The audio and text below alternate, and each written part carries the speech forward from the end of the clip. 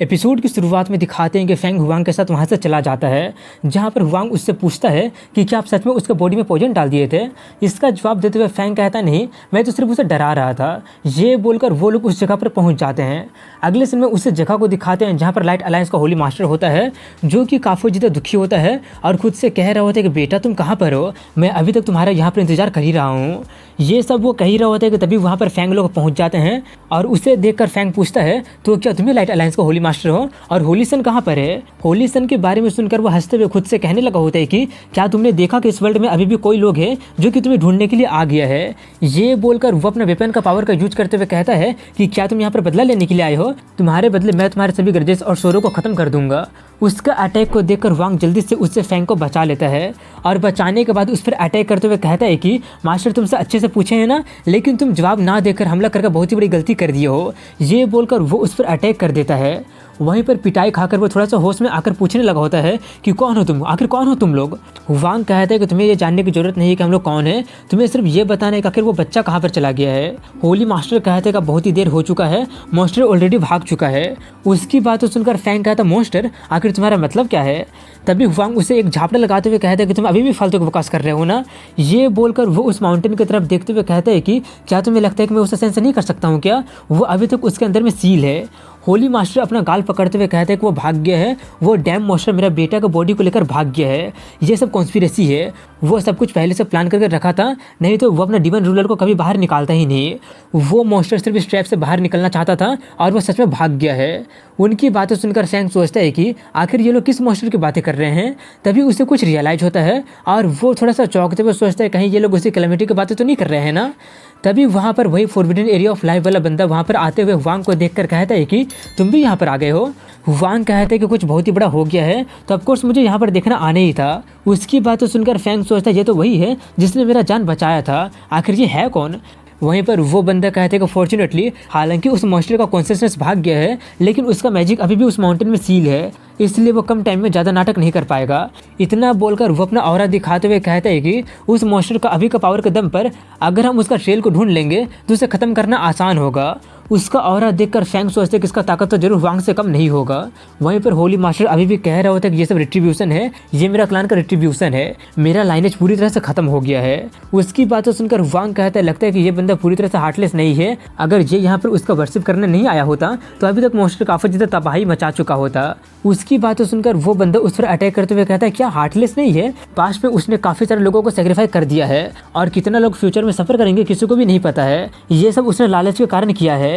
ये बोलकर वो उस पर अटैक करके उसका काम तमाम कर देता है।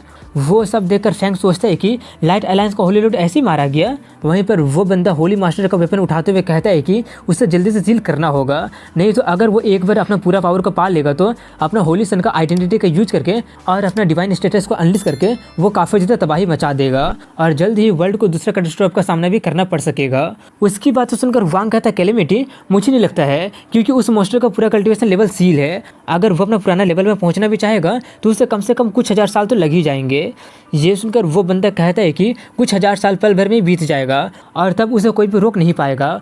ये सुनकर वांग कहता है कि ऐसा बात है, मुझे नहीं लगता है क्योंकि कोई है जो कि उसे रोक सकता है। ये सुनकर वो फेंग को देखकर कहता है क्या तुम इस बच्चे की बातें कर रहे हो, ये बच्चा अभी काफ़ी ज़्यादा कमज़ोर है, जब तक ये बड़ा होगा तब तक बहुत ही कुछ बदल चुका होगा और वैसे भी अधिक चांस ये है कि उस मॉन्स्टर का सबसे पहले टारगेट यही हो सकता है और अगर ये ग्रोन अप भी हो जाता है फिर भी ये उसे मार नहीं पाएगा।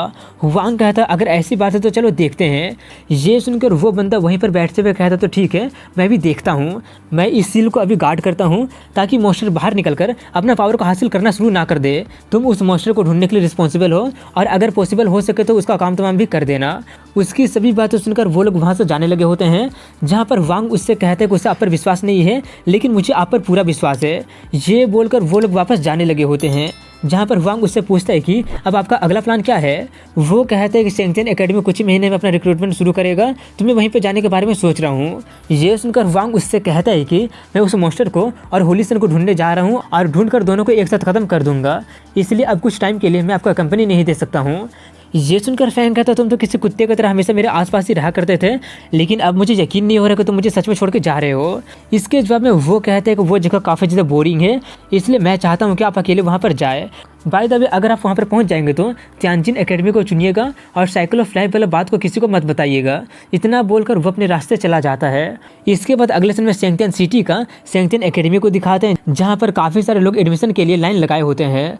जहाँ पर फैंग के पीछे में वही लाल बालों वाला बंदा होता है जो कि उससे काफ़ी टाइम पहले मिला था, जो कि लाइन में खड़े खड़े बोल रहा होता है कि ये सब उसी गधे का कारण हुआ है, नहीं तुम्हें कभी लेट होता ही नहीं और इतना ज़्यादा लंबा लाइन में इतना दूर खड़ा होता ही नहीं।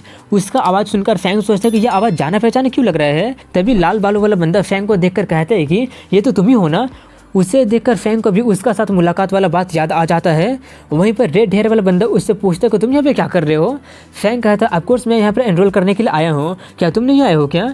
ये सुनकर वो कहता है ऑफकोर्स मैं भी एनरोल करने के लिए आया हूँ, तुम क्राइटेरिया को मैच कर गए हो, मुझे लगा नहीं था कि तुम इतनी जल्दी इंप्रूव कर लोगे। ये बोलकर वो अपना नाम शाई यानदोंग बताता है और वहीं पर फैंग अपना नाम भी बता देता है।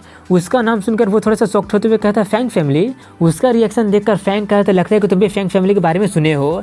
ये बोलकर वो सोचते लगता है कि फैंग फैमिली की इन्फ्लुएंस काफ़ी ज़्यादा बढ़ गया है, लगता है कि मेरा एफर्ट बेकार नहीं गया है। लेकिन वहीं पर यानदोंग थोड़ा सा हंसते हुए उससे कह देता है कि मैंने कभी फैंग फैमिली के बारे में नहीं सुना है, मैं हमेशा से सोचा करता था कि तुम यान फैमिली से बिलोंग करते हो। ये सुनकर फैंग का मुंह ही बंद हो जाता है। वहीं पर यानदोंग बाकी के लोगों से कहते हैं मुझे माफ़ कर देना, क्या फैंग फैमिली फेमस है, कहीं मैं कुछ ज़्यादा इग्नोरेंट तो नहीं हो रहा हूँ ना, मैंने सच में उसके बारे में नहीं सुना है। उसकी बातों सुनकर कुछ लोग उससे कहने लगे होते हैं फैंग फैमिली, क्या ये वही फैंग फैमिली तो नहीं है ना जो कि हाल ही में काफ़ी ज़्यादा राइज कर गया है। दूसरा बंदा उससे कहता है कि तुम सच में काफ़ी ज़्यादा इग्नोरेंट हो, क्योंकि कुछ ही महीने पहले फैंग फैमिली 10 ग्रेट एम्पायर के साथ मिलकर लाइट अलायंस को तबाह कर दिया है, क्या तुम ये भी नहीं सुने हो क्या। तीसरा बंदा कहता है कि तुम साई फैमिली का यंग मास्टर हो ना, जो कि होंगकोंग रियलम का 8 ग्रेट फैमिली में से एक है, इसलिए ये सरप्राइजिंग नहीं है अगर तुमने नहीं सुना होगा तो। उनकी बातों सुनकर यानदोंग कहता है मुझे माफ़ कर देना, उस बंदे के साथ बैटल के कारण मैं सच में बाहर के न्यूज़ पर ध्यान दे ही नहीं पाया था, लेकिन ज़्यादा चिंता मत करो, मेरा सेंगतियन एकेडमी में एंटर करना डिटरमाइन है। अगर फैंग तुम भी आ जाते हो तो ज़्यादा चिंता मत करना, मैं तुम्हें कवर करूँगा जिससे कोई भी तुम्हें बुली नहीं कर पाएगा। फैंग कहता कोई बात नहीं, तुम्हारे फैमिली से कंपेयर करो तो मेरा फैंग फैमिली अभी बहुत ही दूर है। इतना बोलकर वो अपने मन में कहता है लेकिन मैं एक दिन जरूर कैचअप कर लूँगा। इसके बाद फैंग का बारी आ जाता है, जहाँ पर एल्डर उसका एज और उसका कल्टीवेशन लेवल पूछता है। फैंग बताता है 22 साल का हूँ और मार्शल एम्परर का 7 स्टार में आ गया हूँ। ये सुनकर वो उसे एक ID कार्ड देते हुए कहता है 10 दिन के बाद होने वाला टेस्ट में इसे यूज करना होगा, अगर तुम लेट पहुँचोगे तो तुम अपने आप डिस्क्वालीफाई कर दिए जाओगे। फैंग अपना कार्ड लेकर जाते हुए यानदोंग से कहता है कि देखकर तो लगभग 10,000 से ज़्यादा एप्लीकेंट लग रहे हैं। यानदोंग कहता है हाँ, होंगकोंग रियलम में जीनियस का कोई भी कमी नहीं है, ये सभी लोग इंसानी रेस का फ्यूचर का होप है और जो लोग एनरोल करने में सफल हो जाते हैं वो लोग एलिट का भी एलिट होते हैं या फिर ग्रेट क्लान का कोर डिसाइपल होते हैं। अगर तुम उसमें एनरोल करने में सफल हो जाओगे तो तुम काफ़ी सारे सेल्फ लाइट को अट्रैक्ट कर लोगे और ट्रांसेंडेंट फोर्स का भी नज़र पड़ने का तुम्हारे पास अच्छा चांस हो जाता है। उसकी सभी बातें सुनकर फैंग उससे पूछता है तो आखिरी में कितने लोग एनरोल कर पाते हैं। उसकी बातें सुनकर वो कहता है कि एंशिएंट रिकॉर्ड के अनुसार में सेंगतियन एकेडमी सबसे टैलेंटेड बंदे को सिलेक्ट करता है, सिर्फ 40 से 50 लोग ही सिलेक्ट हो पाते हैं, इसलिए मैं एस्टिमेट लगा रहा हूँ कि इस बार 20 से 30 लोग ही सिलेक्ट हो पाएंगे। बाय द वे क्या तुम्हारे पास जगह है रहने के लिए, अगर तुम माइंड नहीं करोगे तो तुम मेरे जगह पर रह सकते हो। ये बोलकर वो उसे अपने जगह पर लेकर जाने लगता है। ये बोलकर वो सामने ले जाकर कहता है कि इस छोटे से कोर्टयार्ड को शाई फैमिली ने अपने डिसाइपल के लिए प्रिपेयर किया है। उसकी बातों सुनकर फैंग सोचता है कि शाई फैमिली से बिल्कुल ऐसे उम्मीद था, लगता है कि इसका स्टेटस फैमिली में लो नहीं है। ये सोचकर वो जाकर दौड़कर देखकर सोचता है कि शांतियन पैलेस भी यहाँ पर है तो कहीं इसका मतलब वो लोग भी यहाँ पर होंगे ना। ये सोचकर वो उससे कहता मैं वहाँ से होकर आ रहा हूँ। ये सुनकर यानदोंग उससे कहता गलत डायरेक्शन में मत जाओ, वो जगह शांतियन पैलेस का टेरिटरी है। वहीं पर फैंग को शांतियन पैलेस का गार्ड रोककर उससे उसका शांतियन पैलेस का टोकन दिखाने के लिए कहने लगता है। फैंग अपना नाम बताकर पूछता है कि यहाँ पर वांसिन और क्योंगलिंगियर है। उसका नाम सुनकर वो थोड़ा सा चौंक जाता है और उसे रुकने के लिए बोलकर रिपोर्ट करने के लिए चला जाता है। वो सब देखकर यानदोंग सोचता है क्या उसका इन्फ्लुएंस शांतियन पैलेस में ज़्यादा है क्या। तभी कुछ देर के बाद में यान किंग क्योंग और वांसिन दौड़ते हुए उसके पास जाकर उससे बातें करने लगे होते हैं। वो सब देखकर यानदोंग सोचने लगे होते हैं कि वो तो यान फैमिली के प्रिंसेस है ना, और वो दोनों तो वो बंदा तो सच में काफ़ी ज़्यादा लकी निकला। वहीं पर फैंग उनसे यानदोंग को मिलवाने लगा होता है। उनकी बातों सुनकर यानदोंग उससे कहता है कि मुझे सच में तुमसे काफ़ी जलन हो रहा है, लगता है कि तुम्हारे पास ऑलरेडी रहने का जगह हो गया है, इसलिए मैं तुम्हें ज़्यादा परेशान नहीं करूँगा। ये बोलकर वो बाय बोलकर एग्जाम के दिन मिलने के लिए बोलकर वहाँ से चला जाता है। इसके बाद वो अपने कोर्टयार्ड में जाकर अपने सेकंड अंकल के पास जाता है।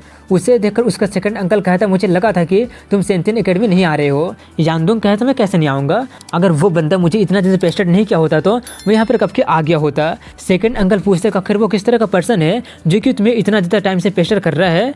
यांगडोंग कहता है कि वो 9 इंस्पेक्टर से बिलोंग करता है और मैंने सुना कि उसके पास एंशिएंट हेड्स का बॉडी है। ये सुनकर वो अंकल थोड़ा सा शॉक्ड हो जाता है और इसी के साथ यहीं पर इस एपिसोड की एंडिंग हो जाती है।